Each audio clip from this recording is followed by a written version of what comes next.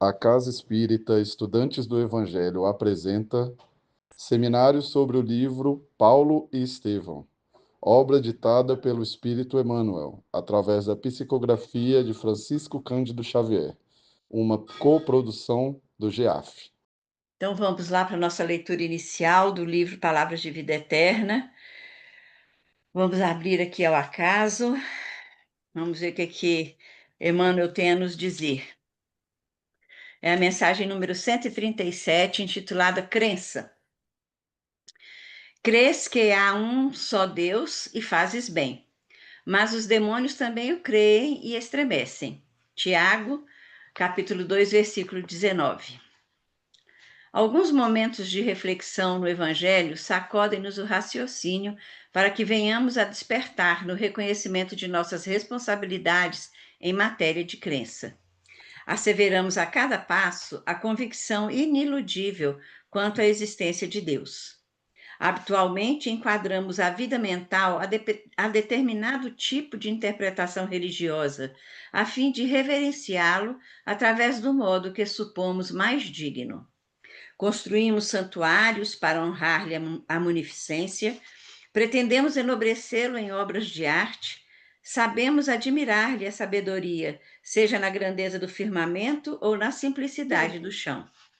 Certificamo-nos de que as suas leis são inelutáveis, desde as que foram estatuídas para a semente até as que traçam caminho às constelações. Articulamos preces de louvor ou de súplica, nas quais lhe endereçamos os anseios mais íntimos. Receitamos confiança em Deus para todos aqueles que ainda não conseguiram entesourá-la. Às vezes, chegamos até mesmo ao entusiasmo infantil dos que imaginam adivinhar as opiniões de Deus nisso ou naquilo. Todas essas atitudes nascem da pessoa que reconhece a imanência de Deus. Entretanto, os espíritos perversos também sabem que Deus existe. Crença por crença, a crença nos planos superiores e a crença nos planos inferiores. Meditemos nisso para considerar que, acima de tudo, importa saber o que estamos fazendo de nossa fé. Então, vamos elevar nossos pensamentos a Deus, nosso Pai, encher o nosso coração de sabedoria, de boa vontade, de desejo sincero de aprender o que nos tem sido ensinado, o que nós temos trazido para a reflexão. Agradecer aos nossos mentores espirituais que estão conosco aqui neste momento, que nos inspiram, que nos protegem, que inspiram aos facilitadores da noite, a Jussara em especial, que abre o nosso entendimento para que nós possamos compreender toda a grandeza desse aprendizado. Pedimos, Senhor, que as vossas bênçãos visitem os lares de cada um de nós, que aqui representamos as nossas famílias, sejam famílias grandes, sejam famílias pequenas, sejam famílias formadas de amigos que dividem o mesmo teto, enfim, qualquer que seja o tipo de família que está representada aqui por cada um de nós, que ela seja abençoada por essas energias. Podemos ser até a família de um só encarnado, mas estamos sempre acompanhados de uma nuvem, como nos diz Paulo, de entidades que nos rodeiam, que nos visitam, que nos instigam para o bem ou para o mal, que nos envolvem com suas energias conforme for a onda mental que estejamos emitindo, conforme for o pensamento, o sentimento e a emoção que nós carregamos junto conosco. Então, Senhor, que essas bênçãos maravilhosas estejam conosco, que nos fortaleçam nas nossas rotinas diárias e que nesse instante ainda permaneça entre nós, que inspire a Jussara e que nos acompanhe até durante a nossa noite de sono, com certeza, para mais aprendizados sobre essa lição. Sob o amparo e a proteção da espiritualidade amiga e com a vossa permissão, nós iniciamos o encontro desta noite, dizendo graças a Deus e a Jesus. Então, vamos passar a palavra para Jussara agora, para que ela possa nos trazer a sua linda apresentação e nos brindar com suas interpretações e seu conhecimento. Boa noite, Jussara. Boa noite, gente. Quero agradecer, né, por a Cíntia ter confiado aí essa missão da apresentação de um capítulo, mas agradecer também porque é muito enriquecedor quando a gente pega para estudar, para apresentar como a gente aprende. Então, hoje é o capítulo 5, né, do livro Paulo e Estevão, de Emmanuel, Psicografia de Chico Xavier. É o capítulo 5 da primeira parte, é a pregação de Estevão. Nesse capítulo, nós vamos ter o primeiro encontro de Saulo com Estevão. É a primeira vez que eles vão se encontrar. E aí, Estevão, ele já estava muito conhecido em Jerusalém pelo amor que ele dedicava para aquelas pessoas que procuravam, né, aqueles sofredores que chegavam até a Igreja do Caminho. Então, a pregação dele era sempre uma pregação fervorosa, cheia de luz.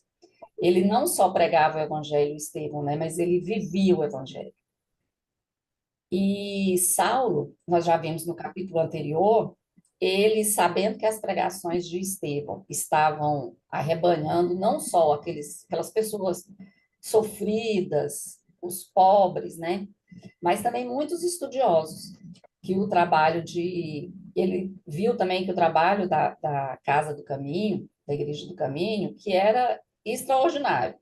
E ele quis ir conhecer Estevão e saber se eles estavam ofendendo os códigos religiosos deles, né, dos judeus.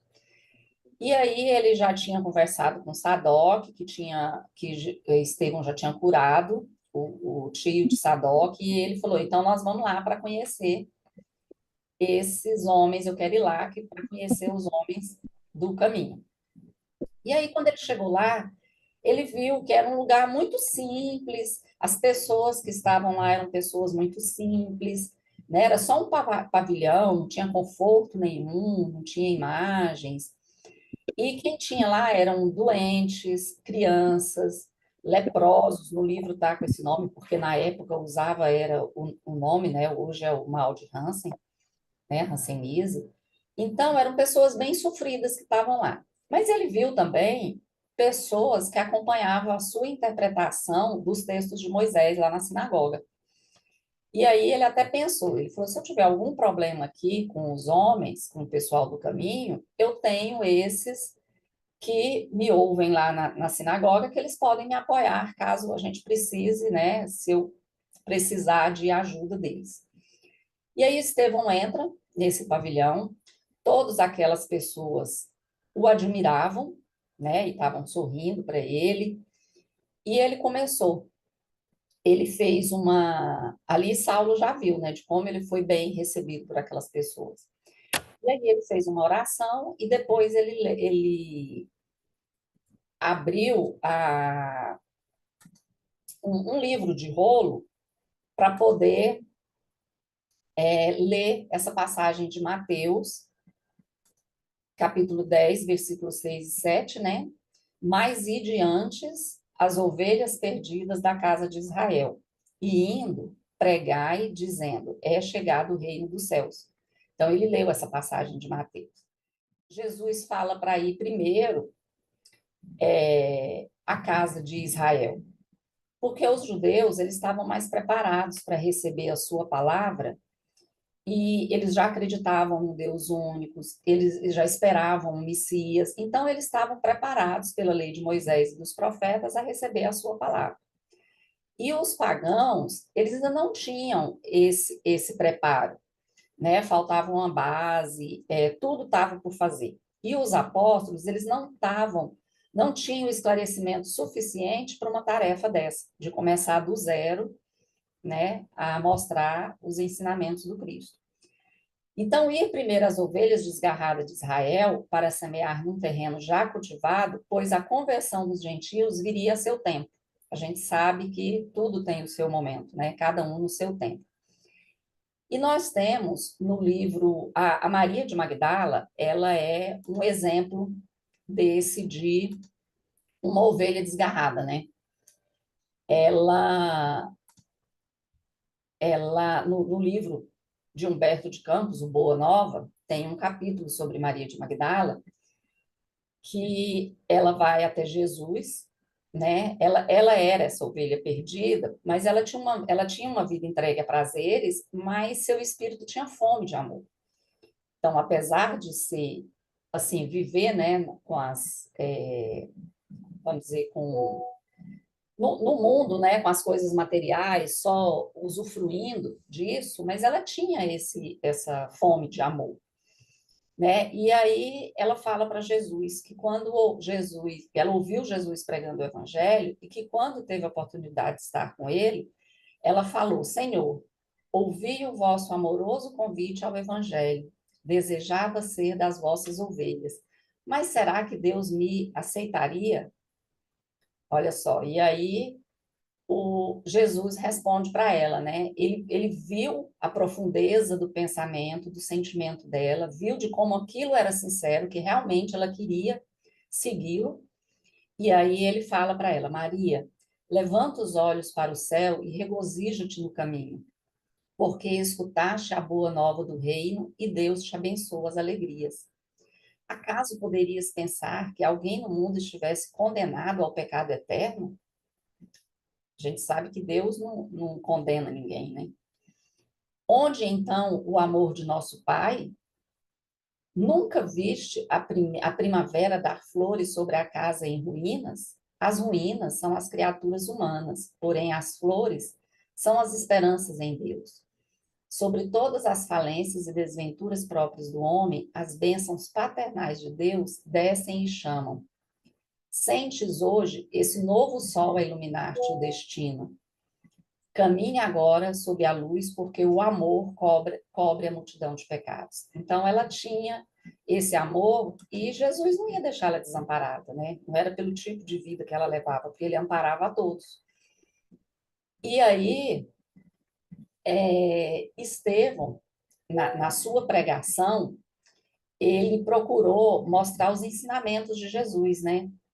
E eu vendo, eu falando, gente, eu fui fazendo aqui, eu não trouxe a pregação dele. Eu fui fazendo o link da pregação com o evangelho. E a gente vê que está tudo no evangelho e nas obras, né, da literatura espírita. Então, a pregação dele foi linda e muito rica, né? Então, ele queria na pregação dele, era isso, mostrar os ensinamentos de Jesus. Então, Jesus, ele tinha amor por todas essas pessoas sofridas, né? E Estevão, ele não chegou a conhecer Jesus. Mas quando ele chegou, a gente já viu como que ele chegou lá na casa do caminho, né? Nos capítulos anteriores a gente já viu. E quando ele chegou lá, Simão Pedro contou para ele a parte do que ele viveu com Jesus. E deu para ele também ler as anotações de Levi. Então, com isso aí, Estevão ficou muito comovido e essa comoção ele sempre mostrava nas suas pregações, porque ele viu de como foi bonito, quanto foi rico os ensinamentos do Cristo, né? Então, mesmo ele não tendo conhecido, ele seguiu o Evangelho do Cristo e procurou mostrar para todos o que tinha, né? Que o Evangelho é muito mais do que as coisas materiais. E aí, então, os ensinamentos de Jesus eles estão acima das conquistas materiais, né? São as leis morais. E quando em Mateus, capítulo 5, versículo 17 e 18, nós temos aqui que Jesus falando, né? Não penseis que eu vim destruir a lei ou os profetas. Não os vim destruir, mas cumpri-los. Porquanto, em verdade vos digo que o céu e a terra não passarão sem que tudo que se acha na lei esteja perfeitamente cumprido, enquanto reste um único jota e um único ponto. Então, Jesus, ele veio para ensinar a sua lei para todo mundo, ninguém tinha preferência. né? E nós tivemos 3 revelações, que foi Moisés, o Cristo e o Espiritismo. Moisés trouxe a lei civil ou disciplinar, né? Que era criada de acordo com as necessidades do povo, adaptada aos costumes e ao caráter do povo. Então, era uma lei mutável, era uma lei disciplinar, né? E os 10 mandamentos, que era uma lei divina e variável. Isso que, essas 3 revelações, eu trouxe o que está no Evangelho segundo o Espiritismo, no capítulo 1. Tá? E o Cristo ele veio cumprir a lei de Deus, dar o verdadeiro sentido e adaptá-la ao grau de adiantamento dos homens. Por isso é que se nos depara nessa lei o princípio dos deveres para com Deus e para com o próximo. É a base da sua doutrina, né? Quando ele fala que o céu e a terra não passarão sem que tudo esteja cumprido até o último jota, ele quis dizer que é necessário que a lei de Deus tivesse um cumprimento integral, né? Que ela fosse praticada em toda a terra e com toda a sua pureza, e não e com toda a sua ampliação e consequência. Né? Então, não era só algumas pessoas ou algum povo, né, que ia ter o conhecimento da lei de Deus. E aí o Cristo veio nos ensinar aos homens, né, que a verdadeira vida não é a que transcorre na terra, e sim a que é vivida no reino dos céus. Vier ensinar-lhes o caminho que a esse reino conduz. E nós temos o Espiritismo, a terceira revelação, né? Então, o Espiritismo é a ciência nova que vem revelar aos homens, por meio de provas irrecusáveis, a existência e a natureza do mundo espiritual e as suas relações com o mundo corpóreo. O Espiritismo é a chave com o auxílio da qual tudo se explica de modo fácil. Então, Cristo disse, né, não vim destruir a lei, porém cumpri-la. O Espiritismo diz, não venho destruir a lei cristã, mas dar-lhe execução. Nada ensina, então, a lei, o Espiritismo, nada ensina em contrário ao que Cristo nos ensinou, mas desenvolve, completa e explica, né, em termos claros e para toda a gente o que foi dito, apenas sob forma alegórica, que antes foi falado, né, de forma alegórica, o Espiritismo veio para esclarecer, completar. Né? Então, o Espiritismo vem cumprir nos tempos preditos o que o Cristo anunciou e preparar a realização das coisas futuras. Na pregação de Estevão, ele fala que Moisés foi a porta e Cristo foi a chave. Isso Estevão falou na sua pregação. Então, ele mostrou a importância de Moisés na época, né? Que Moisés veio antes de Jesus, como vários outros precursores, que tem até os filósofos, né? Sócrates, Platão, então eles vieram preparar o caminho para o Cristo, que quando Cristo chegasse com a sua mensagem, as pessoas já estariam mais preparadas. E no livro Opinião Espírita, Emmanuel, no capítulo O Mestre e o Apóstolo, ele fala da coerência entre o Cristo e o apóstolo. Né? O apóstolo aqui que ele está falando, no caso, é do Kardec, né? Que lhe restaurou a palavra. Ele fala que Jesus, o mestre, e Kardec, o professor, diante do acesso aos mais altos valores da vida, Jesus e Kardec estão perfeitamente conjugados pela sabedoria divina. E aí Emmanuel fala, Jesus é a porta e Kardec é a chave. Então, a gente sabe que cada mensagem, cada revelação, ela tem a sua importância no seu tempo, né? Cada um tem o seu momento da gente poder entender, né? E Deus nos permite conhecer cada uma de acordo com o nosso grau de adiantamento. Então, tudo no seu tempo, né? Falavam, né, que Jesus era o rei, e até que chegou no ponto que chegou, que foi crucificado, né? Pilatos perguntou para ele, no momento lá que ele estava sendo interrogado, né, do julgamento de Jesus, Pilatos perguntou para ele, és, pois, rei? E aí Jesus responde, tu dizes, sou rei, mas não nasci e não vim a este mundo, senão para dar testemunho da verdade. Aquele que pertence à verdade, escuta a minha voz. Isso está em João, capítulo 18, versículo 33, 36, 37. Também sobre o reino de Deus, Lucas, capítulo 17, versículo 20 e 21, traz para a gente, né, que os fariseus, interrogavam Jesus, né, perguntando quando que havia de vir o reino de Deus.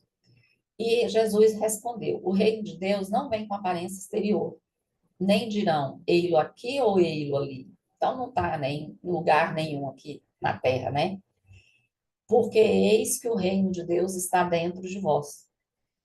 E ainda, sobre o reino de Deus também, os discípulos chegaram dizendo para Jesus: quem é o maior no reino dos céus? E Jesus fala, chamou uma criança, né? E pôs no meio deles. E fala: em verdade vos digo que se não vos converterdes e não vos fizerdes como meninos, de modo algum entrareis no reino do céu. Portanto, aquele que se tornar humilde como este menino, esse é o maior do reino dos céus. Então não tinha ninguém, né, que era melhor do que o outro. A gente vê que o reino de Deus, ele tá no íntimo de cada um, né? Não é nada que a gente encontre fora. Então, o homem cheio de sentimento de caridade, de amor ao próximo, ele faz o bem pelo bem. Isso é Kardec que nos fala na questão 918. Ele faz o bem sem esperança de retribuição e sacrifica o seu interesse à justiça. É indulgente para com as fraquezas alheias, porque sabe que ele mesmo tem necessidade de indulgência. E ele fala aqui também, eu inverti aqui a fala aqui, a resposta de Kardec, né? Ele fala que o verdadeiro homem de bem é aquele que pratica a lei da justiça, amor e caridade na sua maior pureza. Então, esse é o reino de Deus. E Estevão, ele fala que o reino de Deus é da consciência reta e do coração purificado. E então, no Estevão, ele fala, né, que o reino de Deus, então, está no coração de cada um, e ele mostra para os fariseus, né, para todos que estavam presentes ali, os fariseus também, naquele momento, ele mostra que apesar deles esperarem como salvador um líder de um governo político, o rei para eles era isso, né? Os judeus achavam que o rei era esse. Um revolucionário, Emmanuel nos mostra no livro A Caminho da Luz que o Cristo, ele veio de uma maneira muito diferente. Segundo a concepção dos judeus, o Senhor deveria chegar no carro magnificente em suas glórias divinas, trazido do céu à terra pela legião dos seus tronos e anjos. Deveria humilhar todos os reis do mundo. Então, isso aqui é bem contrário, né, das práticas de Jesus. Mas, no entanto, o Cristo, ele surgiu entre os animais humildes da manjedoura, ele apresentava-se como filho de um carpinteiro.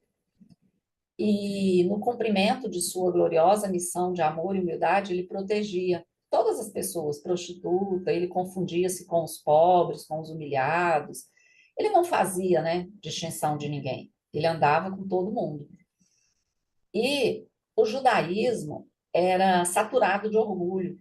Ele não conseguiu compreender a ação do celeste emissário, porque da crença fervorosa e sincera, Israel não sabia que toda a salvação tem de começar no íntimo de cada um, e cumprindo as profecias de seus próprios filhos, conduziu aos martírios da cruz o divino Cordeiro. Então, acabou levando a cruz, né? O Cordeiro, que era quem estava trazendo a salvação para a gente, né? Trazendo a verdade, né? Os esclarecimentos.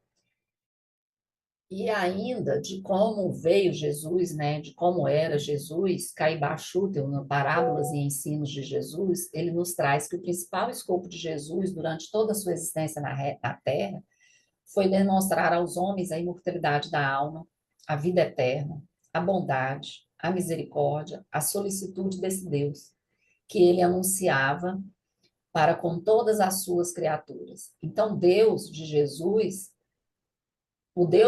como se vê, é um Deus sábio e benevolente. É o Deus amoroso, caritativo, e não o Deus pródigo, cioso, vingativo, né, e mau, ensinado pelas religiões humanas, pelos sacerdotes. A gente vê por muito tempo, né, que tinha-se a ideia de que Deus castigava, às vezes ainda tem em muitas religiões, para as pessoas ficarem submissas àquela religião. Então, Deus é muito diferente disso, né? ele é bom, misericordioso, justo. Então, ele não era esse rei que o povo de Israel esperava, que achava, né?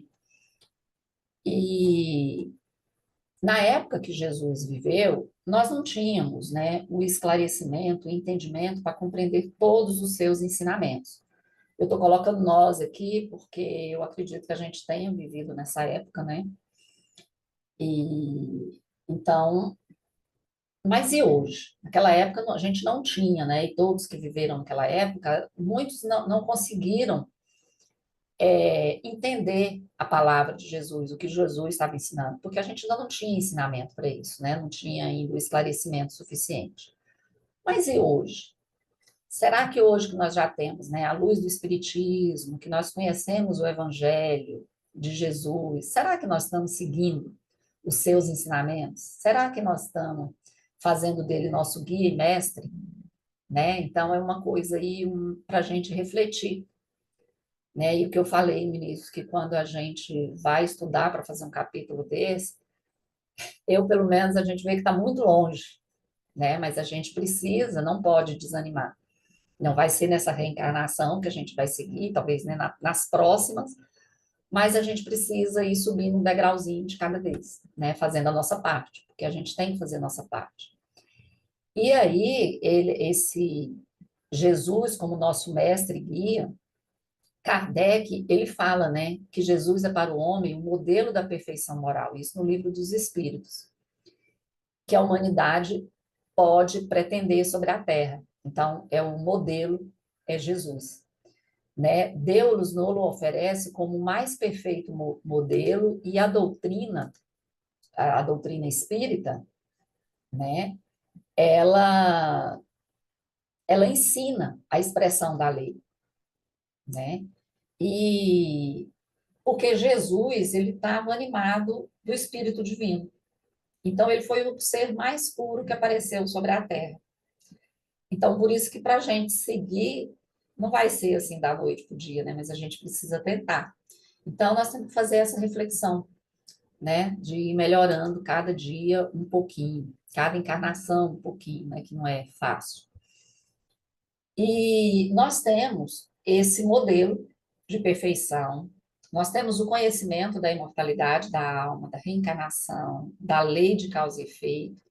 Então, nós vamos valorizar mais o espírito que a matéria. A gente deve fazer isso, né?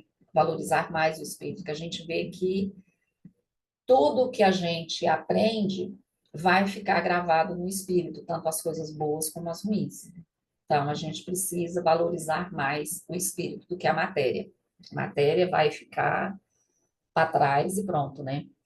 E Estevão, na sua pregação, ele falou que Deus enviou sua resposta divina aos nossos anseios milenares, a revelação dos céus aclara os nossos caminhos. O emissário divino veio até o antro de nossas dores amargas e justas para iluminar a noite de nossas almas impenitentes, para que se nos desdobrassem os horizontes da redenção. E a solução para todas as nossas angústias é o amor, que redime todos os seres e purifica todos os pecados.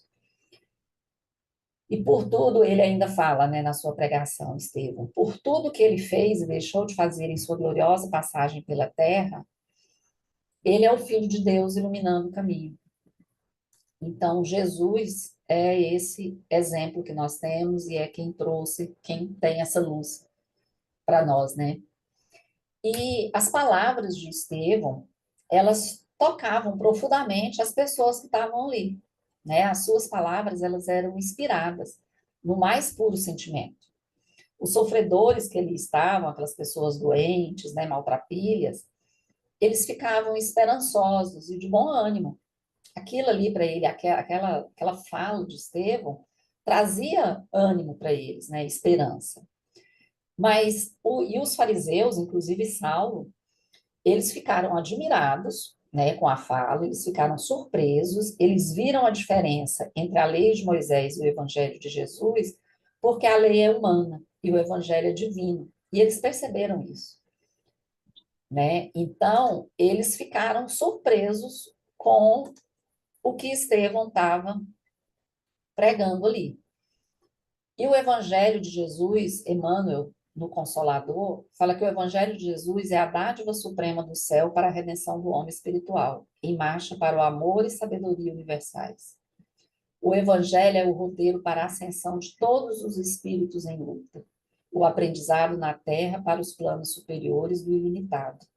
De sua aplicação decorre a luz do Espírito. Então, é no Evangelho, né, que a gente vai achar a luz, né, que nós vamos aprender no Evangelho de como a gente fazer essa ascensão, né? A gente sabe que a gente está aqui no mundo de prova e expiação, mas a gente precisa ir seguindo no Evangelho, né? E aí, Saulo, ele ficou muito tocado com as palavras, né, de Estevão, mas ele não admitia que aquele povo simples, sem estudo, que eles pudessem trazer lições de um Cristo que ele também não aceitava, ele não aceitava o Cristo como Messias, porque ele era um simples carpinteiro, ele veio de Nazaré. Então, Saulo, ele se mostrava orgulhoso, isso era o orgulho que não deixava ele aceitar aquelas palavras, né? Abrir o seu coração para receber aquelas palavras. Ele era vaidoso, né? Porque ele se achava melhor do que aqueles lá, do que os homens do caminho. E ele também chegou a ser vingativo, né? Mais na frente a gente vai ver ele como ele vingativo. E aí, Saulo ele foi tocado por Jesus em vários momentos. Nós vamos ver nos capítulos seguintes, né? À medida que a gente for aprofundando na leitura do livro, a gente vai ver que ele foi tocado. Esse foi um dos momentos que ele foi tocado, né? Mas o seu orgulho não deixou ele abrir seu coração para as palavras de Estevão. Ele, naquele momento, ele não aceitava. E as palavras, que na verdade eram os ensinamentos, aquilo que o Estevão estava falando não era ele que estava inventando, eram os ensinamentos de Jesus, né? Mas Saulo não aceitava. E aí, quando Simão Pedro falou para Estevão que ele já tinha um coração tocado, quando Simão Pedro, quando Jesus, desculpa, gente, Estevão, né? Chegou lá na casa de Simão Pedro, lá na casa do caminho, né, na igreja do caminho, e Simão Pedro falou para ele de Jesus, ele já tinha um coração tocado pelo amor, né? Ele queria que todos sentissem o mesmo. Então, o que ele queria era passar aquelas palavras para frente, porque ele era, a gente já viu em outros capítulos, né, que ele tinha um coração muito bom. E ele queria passar para frente o que ele via, o que ele acreditava. Então, isso acontece com a gente também, né? Com nós espíritas. Quando nós começamos a estudar a doutrina espírita, a gente fica querendo que todo mundo estude, né? Não, porque fulano tem que estudar, fulano fala isso, mas se conhecesse o espiritismo não ia falar assim, ia pensar diferente. Então, porque nem sempre o que está fazendo sentido para a gente está fazendo para outra pessoa no mesmo tempo. Então, cada um tem seu tempo, né? Como Jesus falou lá que os gentios era para ir à casa de Israel, porque os gentios não estavam preparados. Então, é assim também, né? Então, cada um no seu tempo e a gente precisa saber disso. A gente não tem que, a partir do momento que a gente conhece, que a gente estuda, querer que todo mundo siga o que a gente está seguindo, né? E isso aí é uma coisa que a gente precisa aprender também, né? E essa questão do orgulho, ele é um dos obstáculos para a nossa evolução moral, né? O orgulho e a humildade, no Evangelho, capítulo 7, fala que o orgulho é o terrível adversário da humildade, né? Então, a gente viu Estevão humilde e Saulo orgulhoso, né? Então, se o Cristo prometia o reino dos céus aos mais pobres, é porque os grandes da terra, eles imaginam que os títulos e as riquezas são recompensas deferidas aos seus méritos e se consideram de essência mais pura do que a do pobre. Eles acham que merecem, né? Eles julgam que os títulos e as riquezas lhes são devidos, pelo que quando Deus lhes retira, o acusam de injustiça. Isso a gente vê demais, né? Então, sede generosos e caridosos, sem ostentação, isto é, fazei o bem com humildade, que cada um proceda pouco a pouco à demolição dos altares que todos ergueram ao orgulho. Numa palavra, sede verdadeiros cristãos e tereis o reino da verdade. E a humildade, que está também, né, no mesmo capítulo do Evangelho, ela é uma virtude muito esquecida entre nós, né, que está entre vós, entre nós, né? Bem pouco seguidos são os exemplos que dela nos vem dado. Entretanto, sem humildade, podeis ser caridosos com o vosso próximo? Olha uma reflexão aí para a gente, né? Não, pois este sentimento nivela os homens, dizendo-lhes que todos são irmãos, que se devem auxiliar mutuamente e o induz ao bem. Sem a humildade, apenas vos adornais de virtude que não possuis, como se trouxesseis um vestuário para ocultar as deformidades do vosso corpo. Lembrai-vos daquele que nos salvou, lembrai-vos da sua humildade, que tão grande o fez, colocando acima de todos os profetas. Então, não adianta a gente querer passar por humilde, que é bonzinho, porque tem os momentos que às vezes a gente não aceita, né? Alguma coisa que a gente fica contrariado, e aí é igual ele fala aqui, né? Que é só uma roupa, que é um adorno só, né? Para esconder para ocultar as deformidades do nosso corpo, né? E ainda no livro Pensamento e Vida, Emmanuel fala da humildade.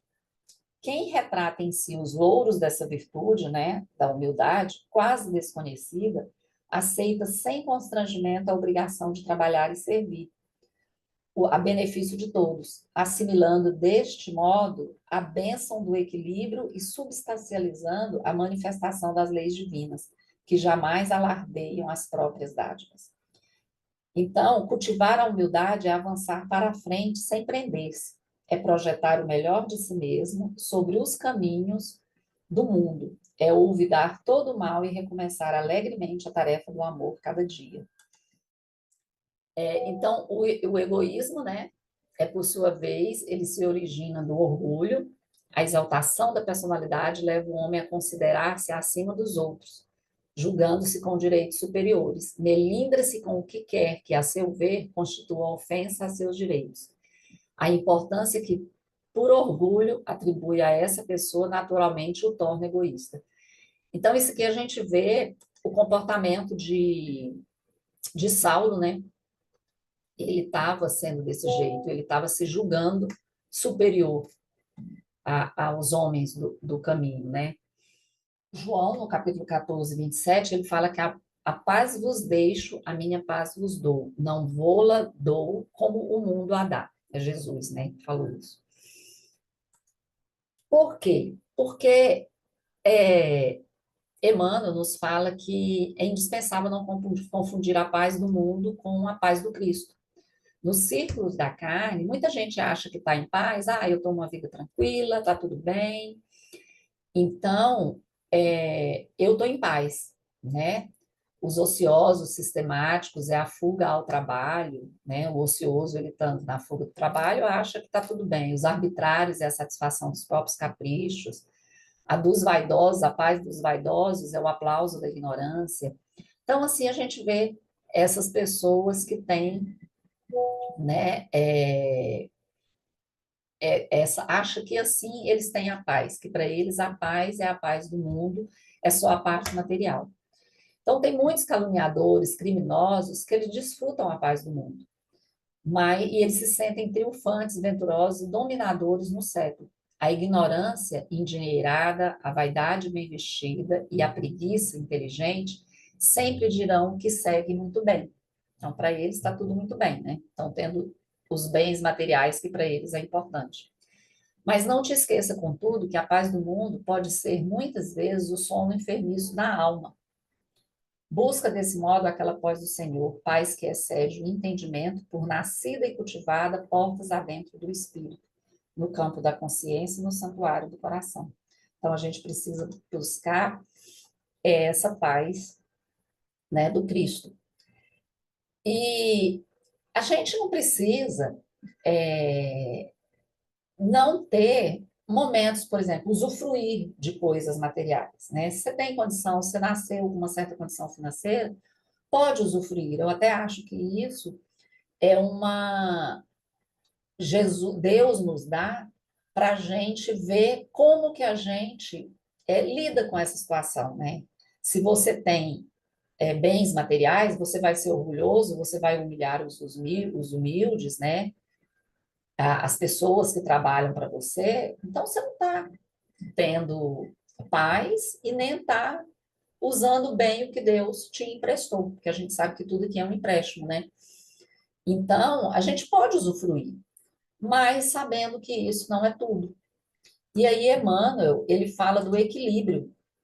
Na Fonte Viva, ele fala que se é verdade que toda criatura busca a paz a seu modo, é imperioso reconhecer, no entanto, que a paz legítima resulta do equilíbrio entre os nossos desejos e os propósitos do Senhor na posição em que se nos encontramos. Recebido o trabalho que a confiança celeste nos permite efetuar, é imprescindível saibamos usar a oportunidade em favor de nossa elevação e aprimoramento. Então, a gente precisa do equilíbrio. A gente sabe que tudo tem que ter o equilíbrio, né? O equilíbrio é fundamental. E o equilíbrio é a gente estar seguindo as leis de Deus também. Que quando a gente se afasta das leis de Deus, a gente perde esse equilíbrio, né? E aí, feito, né, essas observações, o Estevão, ele vai encerrar suas palavras. Aí ele fala que se não vos falei como desejais, falei como o Evangelho nos aconselha, arguindo a mim próprio na íntima condenação de meus grandes defeitos. Então, era isso aqui, é isso que a gente deve fazer, né? A gente precisa estar sempre vendo quais são os nossos defeitos, né? Indagar as nossas ações do dia, como Santo Agostinho fazia, né? Ao final de cada dia, e ver como que ele tinha tratado as pessoas, como que ele tinha agido. E a aplicação, isso aqui também é a aplicação do conhece-te a ti mesmo, né? O autoconhecimento, ele é muito importante para fazermos a nossa reforma íntima, identificar nossas imperfeições e aprimorar nossas qualidades. Então, Estevão, ele fez isso. Ele arguiu para ele mesmo os seus defeitos, né? E a gente deve seguir isso aí também. E ele ainda fala que no tocante ao Evangelho, ele ofereceu os elementos de que podia dispor, né? Esclarecendo o que ele tinha, né? Ao seu alcance. Quanto ao mais, este templo humilde é construção de fé e não de justas casuísticas. Jesus teve a preocupação de recomendar a seus discípulos que fugissem do fermento das discussões e das discórdias. Eis que não será lícito perdermos tempo em contendas inúteis quando o trabalho do Cristo reclama o nosso esforço. Isso é porque o Saulo, ele não estava satisfeito, ele queria continuar aquela discussão, né?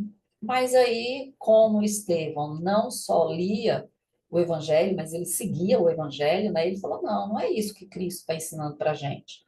Então, eu não vou ficar incumpridando, né, vamos dizer assim, conversa, sendo que pode não acabar bem, não vamos ficar nessas discussões, né?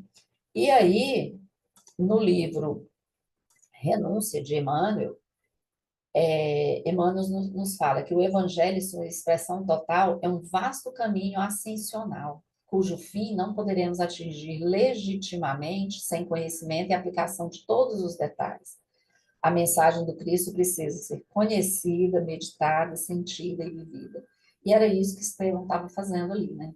Ele conhecia, ele pensava nos seus atos e ele estava vivendo os seus ensinamentos, né? A mensagem do Cristo. E aí, Estevão, então, ele não ia discutir com Saulo, porque o objetivo do evangelho não é esse, pelo contrário, é de promover a harmonização dos espíritos, por intermédio do incentivo à cooperação e à fraternidade, né? Em contraposição ao orgulho e ao egoísmo, que a gente já viu ali atrás, né? A lei divina de amor, força que rege e harmoniza todo o universo. E aí, quando Estevão fala do Cristo, toda vez que Estevão falava no Cristo, Saulo se exaltava. Aí, quando ele fala do Cristo, né, ele se exalta novamente e fala que vai recorrer ao Sinédrio para julgar os homens do caminho, né? Aí Estevão fala, de nós nada, não, gente, desculpa. Ele fala que ele pode ir para o Sinédrio, né? Ele fala, amigo, o Sinédrio tem 1000 meios de me fazer chorar, mas não lhe reconheço poderes para obrigar-me a renunciar ao amor de Jesus Cristo. Por quê? Porque ele tinha certeza daquele amor, ele confiava. Então, para ele poderia até chorar, né, ser punido pelos homens do Sinédrio, mas ele estava com Cristo. Então, ele fala, né, que o Sinédrio pode até fazer ele chorar, mas não renunciar ao amor do Cristo. E as pessoas que foram ali para aquela palestra, né, para aquela pregação, que elas foram de coração aberto para ouvir as palavras de ânimo e esperança, né, eles aprovavam as palavras de Estevão, aquele comportamento dele. Mas os fariseus, eles protestavam e estavam prontos para começar uma confusão. Qualquer coisa ali podia sair uma briga, né? E aí, saindo do recinto, Estevão, ele já estava saindo, ele foi parado por uma senhora, né, que já tinha sido curada por Jesus e agora tinha levado a filha dela para ser curada por Estevão. Né? Ela fala que ela estava muda, já tinha 1 ano, e aí Estevão, ele queria atender o pedido daquela mãe, mas ele agiu com muita cautela e não se deixou levar pela vaidade, porque ele poderia ali naquele momento, né? Não, agora eu vou mostrar para eles que eu vou fazer aqui, né? Vou atender essa mãe, essa menina vai falar. Mas não, ele, mais uma vez, seguiu o evangelho, né? Ele viveu o evangelho. Então, ele não se deixou levar ali pela raiva e pela vaidade. E aí, ele fala, né? De nós nada temos, mas é justo esperar do Cristo as dádivas que nos sejam necessárias. Ele que é justo e generoso, não te esquecerá na distribuição santificada da sua misericórdia. Hás de falar para louvor do Mestre. Ele falou isso para a menina, né? E aí a menina responde: louvarei ao Cristo de toda a minha alma eternamente. Então, isso aqui, ela falou, né? Ele foi atendido pelo mestre, e todo mundo aí virou aquele alvoroço, né?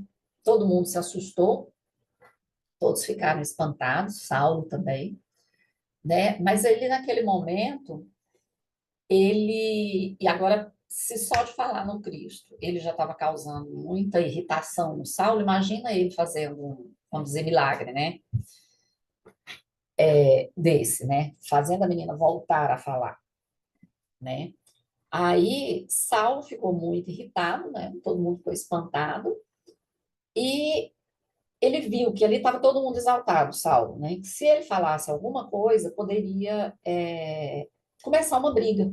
Então, ele achou melhor por não, mas ele foi embora, mas ameaçando o pessoal, os adeptos do caminho, que eles iam ser julgados, né? E aí o pessoal, os companheiros de Estevão ficaram preocupados, né, com o que tinha acontecido aqui naquele dia. O Saulo, no dia seguinte, ele vai visitar sua noiva Abigail, que a gente sabe que era irmã de Estevão, né, mas que não sabia da existência que ele tinha, que agora ele era Estevão, né, que ele era Gesiel. E aí Saulo fala para ela a sua versão dos fatos do que tinha acontecido lá na Igreja do Caminho. E ela era uma pessoa muito espiritualizada, ela era uma pessoa muito dócil. E ela fala para ele: acompanho-te na defesa das nossas crenças. Não devemos abandonar nossa fé ao trato e ao sabor das interpretações individuais incompetentes. Ela achava que Estevão estava fazendo uma interpretação dele, né, das leis. Então, ela seguia. Ela não conhecia, né, as leis, os ensinamentos do Cristo. Eles acreditavam, era no Messias, mas eles não acreditavam que o Messias viria de Nazaré, sendo carpinteiro, né, falando aos pobres, aflitos.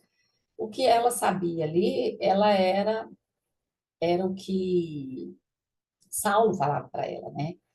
Mas ela aconselha Saulo, né, proceder com serenidade e prudência para evitar os abusos de autoridade, né? Então ela tem esse cuidado, né, de falar para ele, né, que é para deixar o amor prevalecer, né? E no início e ela fala ainda que, quem sabe, eles não são criaturas mais necessitadas de educação do que de castigo. Então, ela era contra o castigo, né? Achou que com algumas palavras poderia mudar o pensamento daqueles homens. E no início do livro a gente viu, né, que Abigail e Estevão, ainda como Gesiel, eles tiveram uma mãe que lhes ensinaram os caminhos do bem, que o amor deve prevalecer. Então eles eram os dois dóceis, né, eram praticantes, né, eles eram religiosos, né, e Abigail tinha Deus e muito amor no coração. E ela apoiava a noiva em tudo, o noivo, né, ela apoiava o noivo, é assim que deveria ser, né, porque ela achava que ele estava certo. Ela não conhecia ainda todos os fatos. E aí, Saulo, na realidade, quando eu falo que ele foi também, eu coloquei lá das características dele, que ele foi vingativo também, porque ele não queria incomodar os galileus, simplórios, né? Mas ele sentiu o seu orgulho ferido e ele queria reprimir o orador, que era Estevão. Então, o problema dele era com Estevão. Então, ele queria se vingar de Estevão. Então, ele foi aí vingativo. E ele deu um jeito, né? Saulo passou alguns dias, conseguiu, tramou para que Estevão fosse denunciado como blasfemo, caluniador, né? Então ele teria que ir até o Sinédrio para se explicar. Mas os homens do caminho ficaram aflitos, né, com medo das perseguições, do que poderia acontecer, mas ele, Simão Pedro e João mantiveram a calma, né? Ficaram serenos. E cenas para o próximo capítulo, a gente vê na próxima semana o que vai acontecer depois disso aí. E desse capítulo, eu trouxe como reflexões que Saulo, ele fala de Jesus com desdém, né? Como um perdedor. Mas Estevão, ele nos mostrou exatamente o contrário, que ele foi um vitorioso, que ele deixou impresso nas almas os valores retos do amor e da caridade. Quando mandaram, né, Jesus para a cruz, os judeus, eles achavam que Jesus ia, como se diz, que ali, matando Jesus, matariam a sua mensagem também. Mas não, pelo contrário, né? A mensagem está aí viva até hoje, porque ela é um ensinamento, né? É uma bênção de Deus. E Saulo também nos ensina como é difícil mudar nossas crenças e valores que acreditamos serem verdade. Né? A gente vê que a gente não muda da noite para o dia. Então, estudando mesmo, aí a fé raciocinada, para a gente poder mudar as nossas crenças. Não é fácil. E o outro ponto interessante também é quando Estevão ensina que todos teremos responsabilidade sobre a tragédia do Calvário, já que gozamos dos benefícios do sacrifício do Cristo.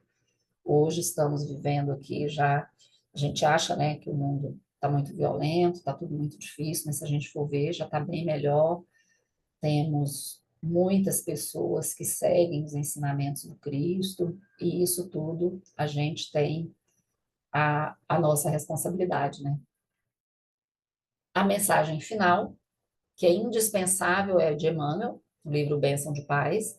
É indispensável abrir o coração à bondade, o cérebro à compreensão, a existência ao trabalho, o passo ao bem, o verbo à fraternidade. Então, eu quero agradecer a todos vocês, é isso que eu tentei buscar do capítulo, né, que a gente fazer vínculos com o Evangelho, e a gente vê que a pregação do Estevão é só Evangelho, né? Então, eu acho que a pregação dele tem muito ensinamento, e era isso que ele queria passar para as pessoas ali. Quanto Jesus foi bom, nos ensinou, quanto Jesus acolhia a todos, né? Independente do que a pessoa fazia, do que a pessoa era, do que a pessoa errava, ele acolhia a todos. Então, que nós possamos ficar aí com as reflexões, e eu espero que tenha dado para tirar aí o proveito do capítulo, né? Capítulo muito bonito. E na próxima semana, o capítulo 6 da primeira parte, nossa expositora vai ser a Noris Regina. Então vamos agora, nesse momento, voltar o nosso pensamento a Jesus, esse mestre bondoso, amigo, nosso companheiro, com certeza, de todas as horas. Agradecer mais uma vez a espiritualidade, a presença desse mestre à nossa disposição e a nosso conforto e consolo. E agradecer a espiritualidade por estar conosco também nesses momentos, nos ajudando, nos intuindo, nos ajudando a aproveitar ao máximo possível os ensinamentos que a gente recebe aqui. Também aqueles espíritos amigos que gostam de estudar conosco. Sabemos que tem uma quantidade imensa de espíritos que nos acompanham nesses estudos e nós agradecemos imensamente a oportunidade de estarmos todos reunidos.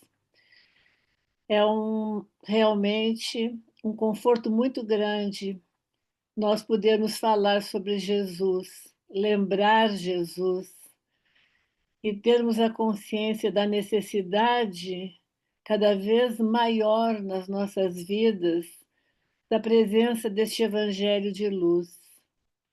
Que a paz de Jesus nos envolva a todos nesse momento, a sua luz envolva a todos os nossos familiares, nossos amigos, todos aqueles que nesse momento necessitam daquela gotinha do amor divino, não é? Todos aqueles que se encontram em situação de desespero, de sofrimento, de dor nos hospitais, nas ruas, nos asilos, nos abrigos, dentro dos lares agressivos, sofridos, todos aqueles que se encontram acamados, que se encontram com dores, que todos nesse momento possam receber uma gota do teu amor divino, Jesus.